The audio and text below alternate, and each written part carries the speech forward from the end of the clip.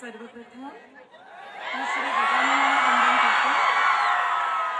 व्यासपीठावर विराजमान आदरणीय आमदार बसवराजजी पाटील साहेब, माननीय शिवचरण धाराशिवजी, माननीय बसवेश्वर धाराशिवजी, माझी मैत्रीण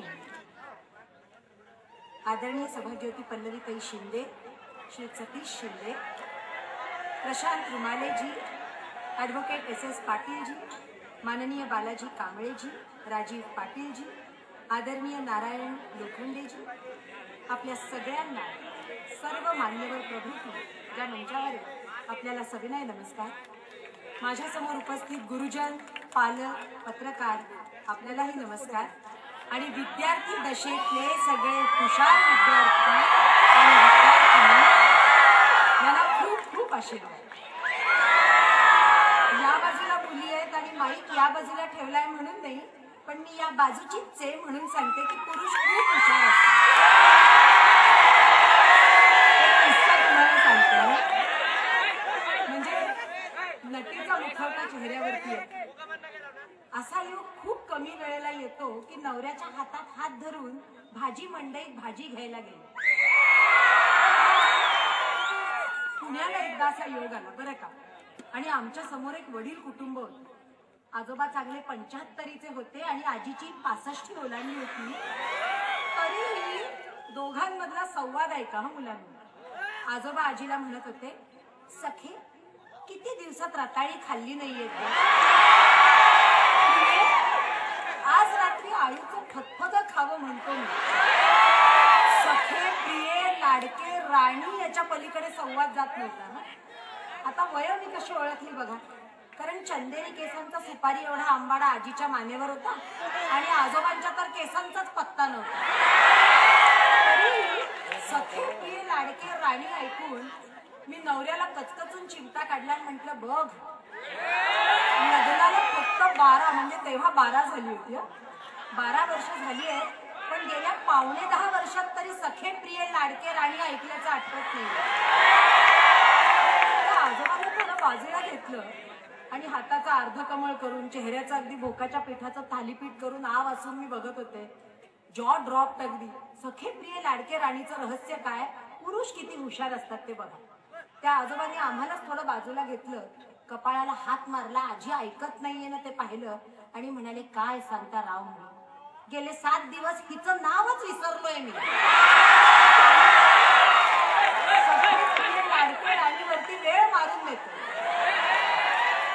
अजून एक किस्सा सांगतो. जरा 75 कडून आपण 35 कडे येऊ. बाजारामध्ये एका तरुणाची बायको हरवली बरं का. गावाकडनं आली होती. गंमत आहे का, बायको हरवली. आता बायकोला कुठे शोधायचं, त्यांनी काय युक्ती करावी. बाजारात सगळ्यात सुरेख दिसणाऱ्या बाई शेजारी जाऊन तो उभा राहिला. आता त्या बाईला कळलं की हा माणूस आला नाही माझ्याजवळ. कोण हा आगंतुक, कशाला आलाय. तो म्हणाला, नाही त्याचं काय झालंय, माझी ना बायको हरवली. तिने अजूनच गोळ्या गुंतवल्या, म्हणजे माझ्या गळ्यातल्या काळ्या झोपाळ्या मण्यांचा झोपाळा दिसत नाही की काय याला. तर ती म्हणे, तुमची बायको हरवली म्हणून माझ्या शेजारी काय येऊन उभे राहिलात. नाही म्हणे, माझी बायको एरवी किती ढ असली तरी या बाबतीत खूप हुशार आहे.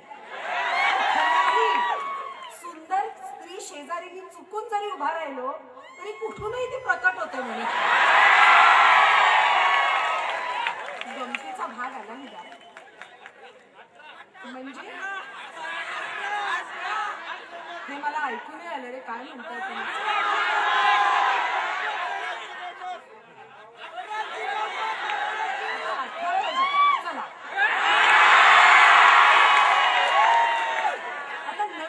लग्न झालेली 18 वर्षाची आता ती किती हुशार असते ते ऐका. पूर्वीच्या काळी कसं होतं, म्हणजे जिच्या लग्नाला 18 वर्ष होऊन गेलीये, तिच्या काळी समजा जर चुकून नवऱ्याने आपल्या आईला बरं वाटावं म्हणून असं म्हटलं असतं की काय वाटतंय ते झालं तरी चालेल, पण तुझ्या पोळ्या काही माझ्या आईसारख्या मऊ लुसलुशीत होत नाही. लगेच पूर्वीची ती काय करायची, कुठल्या तरी उघड्या खिडकीकडे मोकळ्या डोळ्यांना ओले करत, कोरडा पदर आपल्या डोळ्यांना टिपत ओला करत माहेरच्या दिशेने वाट डोळे वळवून उभी राहायची. आत्ताची ती काय करेल? 18 वर्षाची ती, जिचं नवीन नवीन लग्न झालंय आणि तिला समजा नवऱ्याने धाडस करून म्हटलं की काय वाटेल ते झालं तरी चालेल, पण तुझ्या पोळ्या काही माझ्या आईसारख्या मऊ लुसलुशीत होत नाही. ती काय करेल? आत्ताची ती खूप हुशार आहे बरं का. ती ते लाटणं तसंच खालती ठेवेल आणि अगदी खणक्या स्वरात त्याला सांगेल, बरोबर आहे, माझ्या पोळ्या कशा रे तुझ्या आईसारख्या मऊ लुसलुशीत होणार? तुला सुद्धा माझ्या वडिलांसारखी मऊ लुसलुशीत कणिक कुठे मळता येते? शेवटी कोण श्रेष्ठ कोण कनिष्ठ हा मुळी वादच नाही. आणि एक तुम्हाला सांगते की म्हणजे ज्याच्यापासून खरं तर मला सुरुवात करायची होती, आज ज्या व्यासपीठावरती उभी आहे तिथे उभं राहताना मनाच्या कुटीत आनंद मी माझ्यासोबत मुंबईला घेऊन जाणारे तुमचं हे कॉलेज बघत होते. सर अत्यंत आस्थेने मला हे सगळं कॉलेज दाखवत होते आणि मी तुम्हाला सांगते, कुठेतरी इतकं बरं वाटलं की आलमण्यासारख्या ठिकाणी असं नंदनवन असेल. तुम्ही सगळेजण ग्लोबल तिथे अशी कुठलीही गोष्ट नाही असं नाही. कम्प्युटर सेक्शन मध्ये गेले होते, आतापर्यंत आम्ही मुलांना लेक्चरच्या सीडी देतो, आता तर त्यांना डायरेक्ट ऍक्सेस मिळेल आणि ते बघू शकतील की सर वर्गात काय शिकवत आहे. मी तुम्हाला सांगते, मुंबईतल्या अनेक अद्ययावत इन्स्टिट्यूशन्स मध्ये सुद्धा ही गोष्ट अजून यायची आहे जी तुमच्याकडे आहे. म्हणून या सगळ्या मंडळाचं आदरणीय शिवचरणजी, बसवेश्वरजी आणि त्यांचे सगळे सहकारी यांचं मनापासून अभिनंदन करते. स्वतःसाठी जोरदार टाळ्या वाजवा. अत्यंत भाग्यवान आहात तुम्ही. आदरणीय बसवराजजी पाटील साहेब इथे बसले. एक त्यांची आठवण मला तुम्हाला नक्की सांगायची आहे. तुम्ही बघितलं असेल की सरांशी बोलताना थोडासा मोकळेपणा होता बोलण्यामध्ये. साधारण 12 वर्षापूर्वी ज्या वेळेला दिल्लीला आदरणीय सुनील दत्त साहेबांनी माझ्या निवडक चित्रपटांचा महोत्सव केला होता. आपली एक उत्सव समिती आहे बरं का, जी दिल्लीला आहे. ती गरीब कलाकारांसाठी म्हणजे लावणी किंवा गोंधळ अशा ज्या लोककला आहेत ना, त्या कलाकारांना मदत करण्यासाठी एक त्यांची ही उत्सव समिती आहे. सरांकडे नुसता विषय काढला होता आणि सरांनी इतकी भरघोस मदत भरभरून आर्थिक केली. त्याच्यातनं 3 लावणी कलाकारांच्या बायकांच्या मुलींची लग्न झाली. एक गोंधळ घालणारा माणूस, तुम्हाला माहिती गोंधळ हल्ली इतका कमर्शियल झालाय, लयाला गेलाय रे, मिळणारच नाही शास्त्रोक्त कुठे. त्या माणसाने नुसतं ते उत्सव समितीकडे सांगितलं की माझा ना ऍक्सिडेंट झालाय, आता तर उभं सुद्धा राहता येत नाही, गोंधळ कुठला हो घालतो. तर समोरचा डॉक्टर म्हणाले, का उभं राहू शकाल, पायात सळई घाला. अहो सळई घालायला त्या गोंधळ करणाऱ्या माणसाने पैसे आणायचे कुठून? पण ते पैसे उभे राहिले, आदरणीय साहेबांनी दिले. म्हणजे ज्यांचा हात देता आहे अशी नेते मंडळी आपल्याकडे आहेत.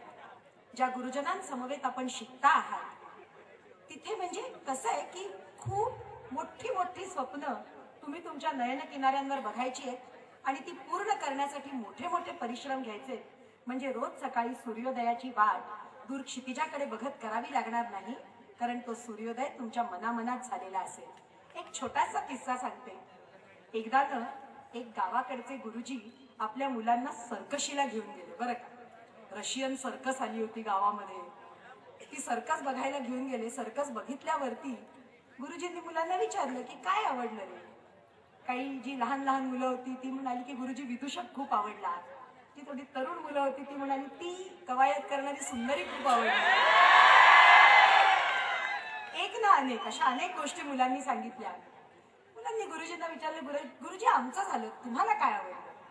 तर गुरुजी म्हणाले, ती तारेवर कसरत करणारी. लगेच मुलांच्या भोया उंचावल्या. तर गुरुजींनाही सुंदरी आवडली की काय? तर गुरुजी म्हणाले, नाही नाही ती उत्तमच करत होती मंडळी, पण त्यांच्या खालती जी जाळी होती ना ती मला आवडली. तर मुलं म्हणाले, त्या जाळीत काय आवडण्यासारखं आहे गुरुजी? त्यामुळे त्याच्यात तर सगळं आवडण्यासारखं आहे, कारण त्या तारेवर कसरत करणाऱ्या वीरांमध्ये मला माझी मुलं दिसत होती जी आयुष्यात जगाच्या विविध क्षितिजांवरती आपल्या कलागुणांची कवायत करून आपलं क्षितिज गाठणार आहेत. त्यांच्या सगळ्या धैर्याखाली जाळी बनून उभे असणारे आम्ही गुरुजन त्यांना कायम लक्षात राहावे अशी ती जाळी होती. चुकलो, हारलो, अपमानित झालो तरीही मागे वळून बघणार नाही, कारण ही आत्मविश्वासाची शिदोरी, ही संस्कारांची शिदोरी आमच्या सोबत कायम आहे.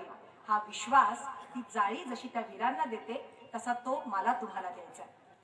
जेहेत ते कालाचे ठाई संस्कृतमध्ये एक श्लोक आहे, अनेक जन्म संसिद्धी ताव तथैव परांगती. म्हणजे एखादी गोष्ट पूर्णत्वाला जायला काळाचं अमुक एक अर्घ्य द्यावं लागतं आणि ते दिल्यावरती ती गोष्ट पूर्ण होण्यापासून काळही त्याला अडवू शकत नाही. आज ज्या श्री विश्वेश्वर शिक्षण प्रसारक मंडळाच्या अलमला या गावी आपण या उत्तम शिक्षण संस्थेमध्ये उभे आहोत, त्याच्याबद्दलही मला असंच म्हणावंसं वाटतं की या प्रगतीला, या उच्चतम शिखर गाठण्याच्या या विद्यार्थ्यांच्या प्रवासाला आता काळही अडवू शकणार नाही. कारण ही विजिगीषू इच्छा, ही स्वतःला सिद्ध करण्याची आत्मविश्वासी इच्छा तुमच्या मनामध्ये या शिक्षण संस्थेमध्ये अद्ययावत अशा पद्धतीनं रुजवली गेली आहे. कालाय तस्मै नमः. आता तुमच्याशी मी गप्पा मारणार आहे राजीजींबरोबर, त्यामुळे इथेच तुमचा निरोप घेईन. पुन्हा भेटेनच स्टेजवरती, पण कदाचित उभी नसेल, खुर्चीवर बसलेली असेल. जगताना माणसाने वर्षेच्या मयुरासारखं जगावं, संपूर्ण पिसारा फुलवून नाचावं, भरभरून रडावं, खळखळून हसावं, उधाण आलेल्या समिंदरासारखं वाहावं. म्हणजे मग एकट्यानंच जगाचा निरोप घेताना वाईट वाटत नाही. भरभरून जगा, खूप यशस्वी